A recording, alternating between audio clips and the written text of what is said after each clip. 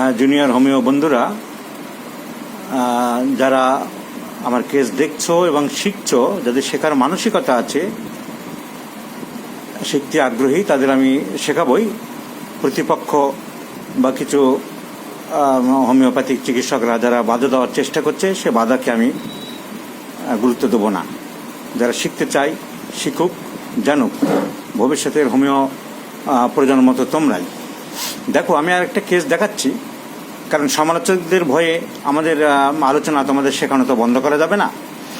একটা কেস দেখাচ্ছে, এক ভদ্রলোক, বয়স 45-এর কাছাকাছি, উনি অডিট অফিসার সেন্ট্রাল গভর্নমেন্টের। ভদ্রলোকের 2 জায়গাতেই ডিসিকেশন হয়েছিল, ডিস্ক বাল্জ হয়েছিল স্পাইনাল কর্ডের, সার্ভাইকাল লেভেলে এবং লাম্বার লেভেলে। এক জায়গায় নয়, 2 জায়গায়।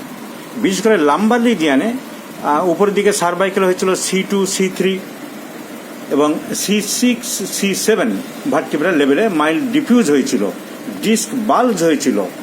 আবার লাম্বার রিজিয়নে হয়েছিল লাম্বার 5 অ্যান্ড S1 লেভেলের মধ্যে, এবং ওইখানে এত বেশি ন্যারোয়িং হয়েছিল লাম্বার রিজিয়নে যে পরিষ্কার রিপোর্টে আছে mild থিকাল compression L5 and S1 লেভেলে হয়েছিল, যার জন্য নার্ভের একটা কম্প্রেশন হয়েছিল। উনি অসহ্য ব্যথা, তার সাথে রেস্ট্রিক্টেড লাইফ হয়ে গেছিল, অটোতে উঠতে পারতেন না, রিক্সায় উঠতে পারতেন না, কোমরে ব্যথায় উনি অফিস ঠিক মতো যেতে পারতেন না। তো বিভিন্ন জায়গায় চিকিৎসা করেছিলেন। হোমিওপ্যাথিতে আমার কাছে আসার পরে এখন অনেক ভালো আছেন। আমি ঔষধ কি দিয়েছিলাম সংক্ষেপে বলছি। অ্যাংজাইটি প্রিভেলিং, ওনার টেনশন অ্যাংজাইটি বেশি থাকে। সিম্প্যাথেটিক মাইন্ড, চিলি শীতকাতুরতা, ডিজায়ার ফর সল্ট, মিষ্টি খেতে, লবণ খেতে ভালোবাসে।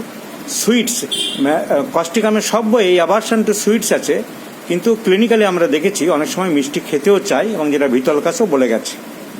ঘুম ওনার চট করে প্রথমে আসে না, ফার্স্ট স্লিপ ডিলেট, এসব সিমটম চিন্তা করে আমি কস্টিকাম কয়েকবার দিয়েছি। উনি অনেক ভালো আছেন, ওনার মুখ থেকে তোমাদের শোনাবো। সুমনবাবু, আপনার কেসটা জুনিয়র ডাক্তার বন্ধুদের শেখানোর জন্য আমি আপনার পারমিশন তো আগেই নিয়েছি, ফেসবুকে দিচ্ছি। তো কেসটা যে আমাদের বিরাট সাকসেস, আপনি খুব কষ্টে ছিলেন, অসুবিধার মধ্যে ছিলেন, রেস্ট্রিক্টেড হয়ে গেছিল লাইফ, এই ব্যাপারে জুনিয়র ডাক্তারদের মনোবল বাড়ানোর জন্য এবং সাধারণ মানুষ যারা হোমিওপ্যাথি নিয়ে নাক ছিটকায় যে হোমিওপ্যাথিতে কিছু হয় না, অপারেশন করতেই হবে এইসব কেসে, আপনি যে ভালো আছেন, আপনি সংক্ষেপে একটু বলুন। ডাক্তারবাবুর কাছে আসার আগে আমি প্রায় বছর 6-7 এই কোমরের ব্যথা নিয়ে অনেকদিন ভুগেছিলাম, এবং কলকাতার বেসরকারি হাসপাতালের সার্জেনরা আমাকে স্পাইন সার্জারি করার পরামর্শ দিয়েছিল। তারপর আমার এক বন্ধুর পরামর্শে, এবং তারও 2বার স্পাইন সার্জারি হয়েছিল, এবং তারপরেও ব্যথা কমেনি, এবং উপরন্ত সে ক্রমশ পার্শিয়াল প্যারালাইসিস হওয়ার দিকে যাচ্ছিল। তখন সে স্যারের কাছে এসে খুব উপকৃত হয়, ডক্টর রবীন বর্মনের কাছে এসে। তিনিও আমার অফিসের সহকর্মী, এবং আমাদের কাজের সূত্রে অনেক ট্রাভেল করতে হয়। আমার ভীষণ অসুবিধা হচ্ছিল, আমি অটোতে উঠতে পারতাম না, রিক্সায় উঠতে পারতাম না, কোমরে অসহ্য ব্যথা হতো। আমি স্যারের কাছে গত 3 বছর ওষুধ খেয়ে আগের থেকে অনেক ভালো আছি।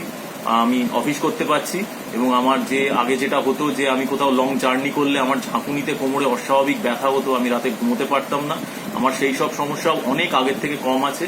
আমি স্যারের কাছে উপকৃত, এবং স্যার, আমি অনেককে যারা এই ধরনের ক্রিটিক্যাল ইলনেসে ভোগেন তাদের অনেককে স্যারের কথা বলেছি, এবং ওনার মতো মানুষ হয় না। আমি যে আজকে চাকরি করতে পারছি, আমার পরিবার প্রতিপালন করতে পারছি, সেটার পেছনে স্যারের অবদান অনেক।